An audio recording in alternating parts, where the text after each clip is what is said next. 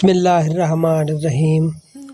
السلام علیکم ناظرین، ملک ٹی وی میں خوش آمدید کہتے ہیں۔ آئیے چلتے ہیں آج کی سٹوری کی طرف۔ میرا نام سارہ ہے۔ میں ایک بہت غریب خاندان سے تھی، بلکہ یہ کہنا بہتر ہوگا کہ ہماری زندگی تو غریبوں سے بھی بری تھی۔ ہم دن بھر یا تو بھیک مانگتے اور یا پھر کوڑا چنتے تھے، اور شام کو جو پیسے اکٹھے ہوتے اسے اپنا پیٹ کی آگ بجھا کر سو جاتے تھے۔ میرا ابا اس دنیا سے چلے گئے تو صرف میں اور میری ماں ہی رہ گئے تھے۔ ہم ماں بیٹی دن بھر بھیک مانگتے اور ہمارے رہنے کے لیے ہم نے چھوٹی سی جھونپڑی لگا رکھی تھی۔ مجھے میری زندگی سے نفرت تھی۔ اس سے اچھا تھا کہ میں پیدا ہی نہ ہوتی، کیونکہ یہ زندگی تو جینے کے قابل ہی نہ تھی۔ میری قسمت جیسی بھی ہو، شکل و صورت کی میں قابل قبول تھی، پر ایک جھگی میں رہنے والی لڑکی ہو اور حسین تو ہو کہ دنیا سے جینے کہاں دیتی ہے۔ اس لیے میں اپنے رنگ و روپ چھپا کر رکھتی تھی۔ میں جان بوجھ کر کئی دن تک منہ نہ دھوتی، بالوں میں کنگھی نہ کرتی، بلکہ میں کہیں سے کوئی میری طرف متوجہ نہ ہو۔ ماں نے بھی یہی سکھایا تھا کہ بیٹا غریب عورت اگر خوبصورت ہو تو یہ اس کے لیے نقصان کا باعث بنتا ہے۔ ایک رات میں یہی سوچتے ہوئے اپنی جگہ پر آ کر لیٹ گئی کہ کاش میری زندگی بدل جائے، لیکن میری زندگی کیسے بدل سکتی تھی؟ میری زندگی میں کوئی معجزہ تو نہیں ہو سکتا تھا، لیکن میری زندگی میں ایک معجزہ ہو گیا، اور وہ بھی ایسا کہ جس پر یقین کرنا ناممکن تھا۔ وہ دن بھی عام دنوں جیسا ہی تھا۔ رات کا وقت تھا۔ میں ایک رات اپنی ماں کے ساتھ ہماری جھگی میں سو رہی تھی کہ اچانک ہم نے گاڑی رکنے کی آواز سنی۔ ہم دونوں جاگ گئیں اور دیکھا کہ ایک بندہ ہماری طرف بڑھا۔ اس نے مجھے اپنی طرف کھینچا۔ میری ماں بری طرح چلانے لگی، مدد کے لیے آوازیں دینے لگی، اور اس میدان میں کون تھا جو ہماری مدد کو آتا؟ وہ آدمی مجھے اپنے ساتھ لے گیا اور آنکھوں میں پٹی باندھ کر مجھے ایک بڑی سی گاڑی میں لے کر جا کر پھینک دیا۔ گاڑی چلتی رہی اور میں یہ سوچتی رہی کہ یہ سب آخر کیا ہو رہا ہے، کہ مجھے کہاں لے کر جا رہا ہے۔ میرا دماغ برے خیالات بن رہا تھا۔ ظاہر تھا ایسی صورتحال میں کچھ اچھا تو نہیں ہو سکتا تھا، اور جب میری آنکھوں کے آگے سے پٹی کھٹی تو میں اپنے آس پاس کا ماحول دیکھ کر حیران رہ گئی کہ میں ایک بہت بڑی حویلی میں تھی اور بہت سارے نوکر میرے ارد گرد کھڑے تھے۔ وہ ایک محل سے بھی زیادہ خوبصورت جگہ تھی۔ ایک پل کو تو مجھے میری آنکھوں پر یقین ہی نہ آیا۔ آخر یہ کیسے ہو سکتا تھا؟ میں کیسے ایسی جگہ پہنچ سکتی تھی؟ حقیقت کو خواب ہی سمجھ رہی تھی کہ اچانک کمرے کا دروازہ کھلا اور ایک بڑا رئیس آدمی میرے کمرے میں آیا۔ وہ دیکھنے میں اچھی شکل و صورت کا مالک تھا۔ اس نے 2 پل میرے وجود کا جائزہ لیا اور بولا، یہ لے سفید جوڑا پہن لے، کیونکہ آج سے تو اس حویلی میں رہے گی اور یہی تیرا گھر ہے۔ کچھ دیر میں ہمارا نکاح ہے۔ میں تو ہر پریشان رہ گئی، آخر یہ سب کیا ہو رہا تھا؟ پر یہ خواب نہیں حقیقت تھی۔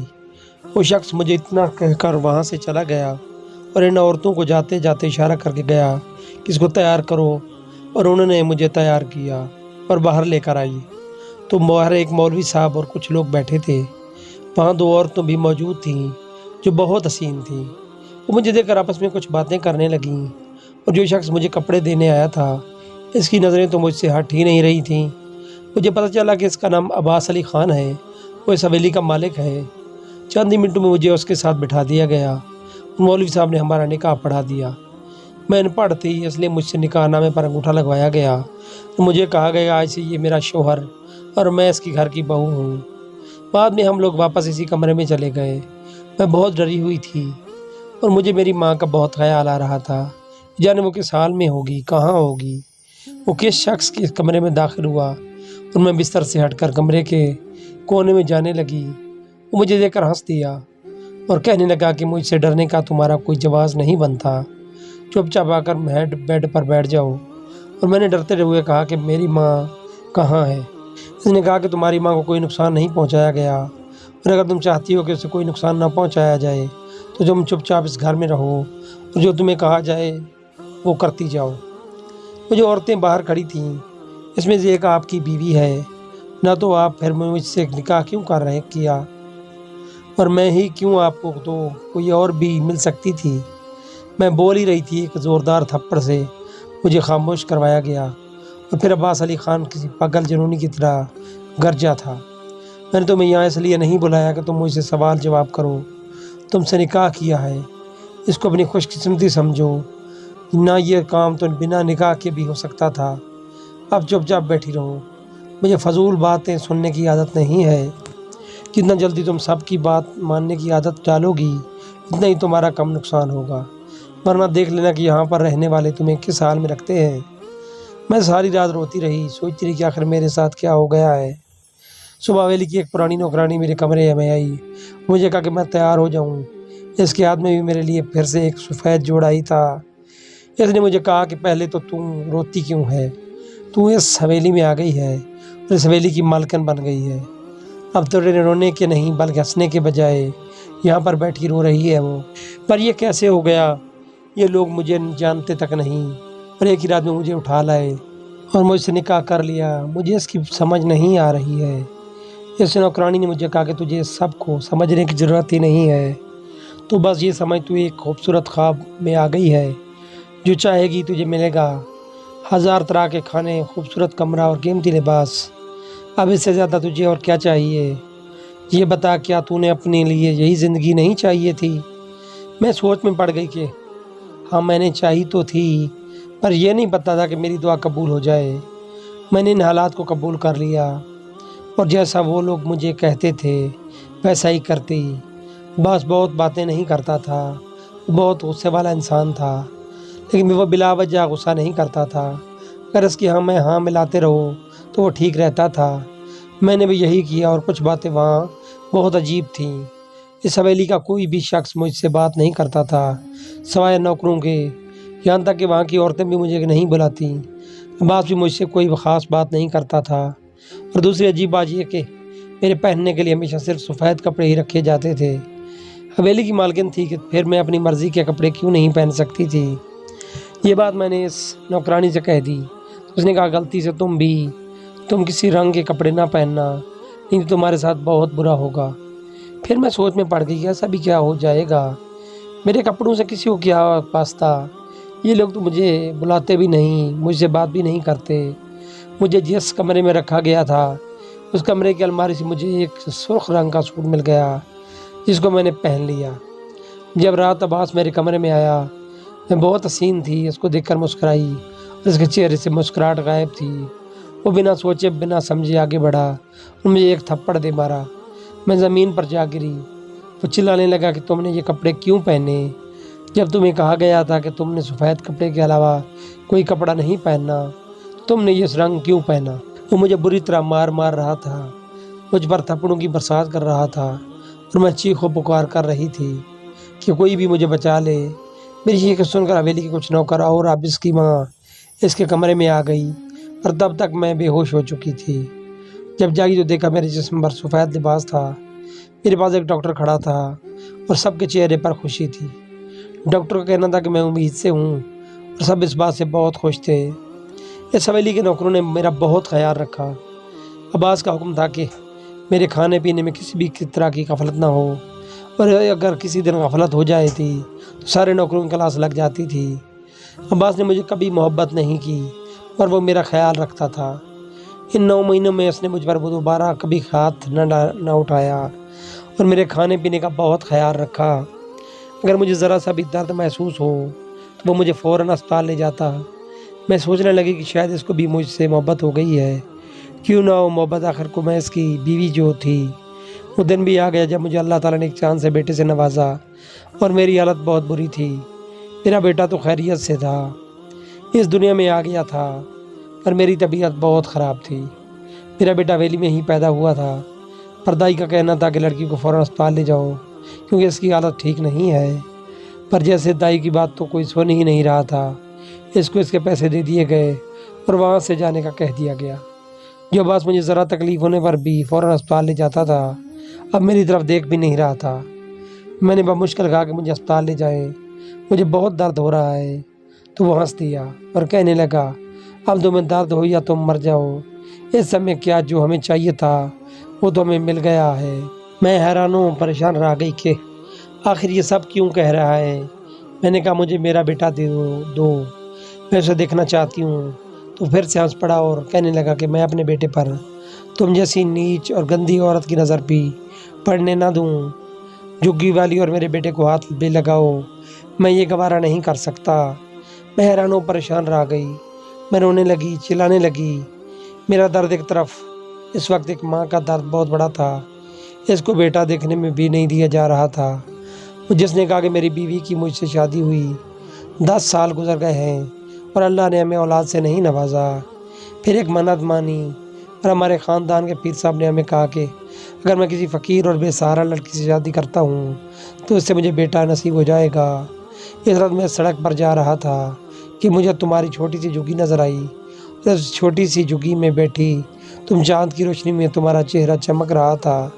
تم جوان لڑکی تھی اور تمہارے پاس کوئی مرد نہیں تھا۔ تمہیں حاصل کرنا میرے لیے آسان تھا، اس لیے میں تمہیں اٹھا کر لایا آیا۔ یہ بھی اس کی منت کا حصہ تھا کہ تم جب تک ماں نہیں بن جاتی صرف سفید رنگ کے کپڑے پہنوں گی، اس کے علاوہ کوئی رنگ نہیں پہنوں گی۔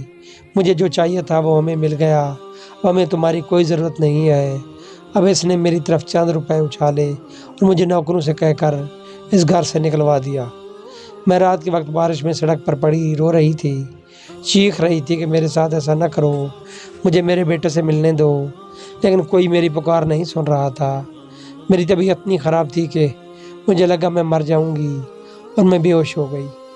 جب میں ہوش میں آئی تو اسی بوڑھی عورت کے گھر میں تھی جو مجھے وہاں سے شاید اٹھا لائی تھی۔ اس نے کہا مجھے پہلے سے ہی پتہ تھا یہ تمہارے ساتھ ہونا ہے، میرا یہ گناہ تھا کہ میں نے تمہیں بتایا نہیں، پر اب تم فکر نہیں کرو، تمہارا بیٹا تو امیروں کے پاس ہی ہے، نہ ورنہ تم اس کو کیا دے سکتی تھی۔ وہ خوش رہے گا، اچھے سکول میں پڑھے گا اور اچھے ماحول میں رہے گا۔ ایک ماں اس سے زیادہ اور کیا چاہتی ہے کہ اس کا بیٹا کا اچھی زندگی جیے۔ تم یہاں سے چلی جاؤ کیونکہ تم ان لوگوں سے بھی کبھی بھی جیت نہیں سکتی۔ میں بہت بے بس بے چین تھی، میرے ہاتھ میں کچھ بھی نہیں تھا، میری جان بچ گئی ہے یہی کافی تھا۔ میں وہاں سے چل پڑی اور اپنی ماں کو تلاش کرنے لگی، پر جب اپنے گھر پہنچی تو وہاں نہ جھگی تھی نہ ہی میری ماں کا نام و نشان۔ آس پاس کے لوگوں سے پتہ چلا کہ میری ماں تو میرے جانے کے 2 ماہ بعد ہی اس دنیا سے چلی گئی تھی۔ وہ ہر وقت روتی رہتی تھی اور مجھے پکارتی رہتی تھی۔ محلے والے اسے کھانے کو کچھ دیتے تھے تو کھا لیتی، اور پھر ایک رات اس کی جان نکل گئی اور محلے والوں نے مل کر اس کو کفن دفن کر کے اسے دفنا دیا۔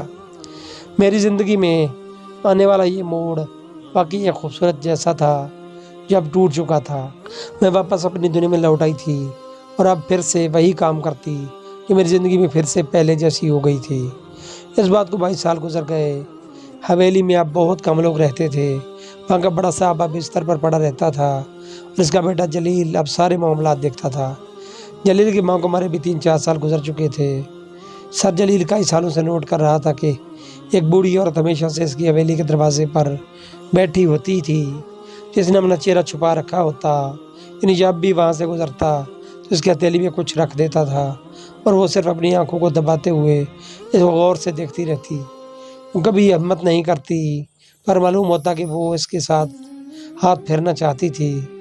جلیل کی اس عورت کو دیکھ کر کچھ عجیب سا احساس ہوتا، اسے اس پر بہت رحم آتا تھا۔ اس نے کئی دفعہ پوچھا کہ وہ آپ یہاں کیوں بیٹھی ہیں، آپ کچھ بولتی کیوں نہیں؟ وہ عورت اور کوئی نہیں بلکہ سارا ہی تھی۔ ایک رات بہت تیز بارش ہو رہی تھی اور ملک عباس اپنی آخری سانسیں لے رہا تھا۔ اس کو کیا بیماری تھی آج تک کوئی جان نہیں پایا تھا، بس رات بھر وہ درد سے چلاتا اور روتا رہتا تھا، اللہ سے معافی مانگتا اور کہتا کہ مجھے کبھی معافی ملے گی، میں بہت گناہ گار ہوں۔ اس کی بیوی کو بھی یہی بیماری تھی، پر وہ زیادہ دیر زندہ نہیں رہی اور کچھ سال پہلے ہی ایک رات وہ مر گئی۔ آج ملک عباس کی طبیعت بہت زیادہ خراب ہو گئی تھی۔ اسے کار کی طرف لے کر جا رہے تھے جب اس کی نظر کونے میں بیٹھی ایک عورت پر پڑی۔ وہ حیران رہ گیا اور لڑکھڑاتا ہوا اس عورت کے قدموں میں جا گرا اور اسے معافی مانگنے لگا کہ مجھے معاف کر دو، مجھے معاف کر دو، میں نے تمہارے ساتھ بہت ظلم کیا تھا، دیکھو میرا کیا حال ہو گیا ہے، تم مجھے معاف نہیں کرو گی تو مجھے اللہ بھی معاف نہیں کرے گا، خدا کے لیے مجھے معاف کر دو۔ اور سارے نے اسے کہا کہ جاؤ میں نے تمہیں معاف کر دیا، اور اسی پل ملک عباس سڑک پر ڈھیر ہو گیا۔ ایسا لگتا تھا کہ وہ بہت ہی پرسکون موت مرا تھا۔ جلیل بہت صدمے میں تھا۔ کچھ دن بعد جب ملک عباس کی ساری رسمیں ختم ہو گئیں تو جلیل کو اس عورت کا خیال آیا۔ تو وہ عورت ہمیشہ حویلی کے پاس ہی ملا کرتی تھی اور اب بہت دن ہوئے تھے وہاں نہیں آئی تھی، اور جلیل کو انتظار تھا کہ وہ اس عورت سے ملے اور پوچھے کہ اس کے باپ نے مرنے سے پہلے سے عورت سے معافی کیوں مانگی تھی۔ اسی سوچ میں تھا کہ اس کی گھر کی پرانی وفادار نوکرانی نے جلیل کو سب سچ بتانے کا ارادہ کیا، اور اس نے جلیل کو بتایا کہ وہ عورت کون تھی۔ اس کا نام سارہ تھا اور وہ جلیل کی ماں ہے۔ سن کر وہ حیران و پریشان رہ گیا اور اسی عورت کو تلاش کرنے لگا۔ ایک دن سارہ کو حویلی کے باہر بیٹھے دیکھا اور اس کی طرف بڑھا اور جا کر اس کے قدموں میں سر رکھ دیا۔ تم میری ماں ہو، تم میری ماں ہو نہ سارہ؟ یہ آنکھوں بھر آئیں اور وہ نہ سر ہلانے لگی۔ نہیں، میں تمہاری ماں نہیں ہوں، میں تو ایک بوڑھی بکارن ہوں۔ ایک بکارن تمہاری ماں کیسے ہو سکتی ہے؟ جلیل بھی بری طرح رو رہا تھا۔ اس نے کہا میں سب جانتا ہوں، تم میری ماں ہو۔ ماں تم چلو میرے ساتھ، اب میں تمہیں اس حال میں نہیں رہنے دوں گا۔ یہ گھر بھی تمہارا ہے، یہ سب کچھ تمہارا ہے، میں بھی تمہارا ہوں، تم میرے ساتھ چلو۔ سارہ کی آنکھوں میں آنسو بھر آئے۔ اس نے آسمان کی طرف دیکھا، شاید اس کی اذیت ختم ہو گئی تھی۔ اس نے اپنے بیٹے کو دیکھا اور وہ ایک مضبوط نوجوان تھا جو ہر طرح سے اس کا خیال رکھتا تھا۔ اب سارہ اپنے بیٹے کے ساتھ حویلی میں رہتی تھی اور اب وہ اس حویلی کی مالکن تھی۔ وہ اپنے بیٹے کو ہمیشہ یہی سمجھاتی تھی کہ کبھی کسی لڑکی کے ساتھ کچھ برا نہ کرنا، کبھی کسی لڑکی کا دل نہ توڑنا۔ اور جلیل ایک بہت ہی اچھا انسان تھا۔ سارہ نے ایک بہت ہی خوبصورت لڑکی سے جلیل کی شادی کروائی اور اب وہ سب وہاں پر خوشی خوشی رہتے ہیں۔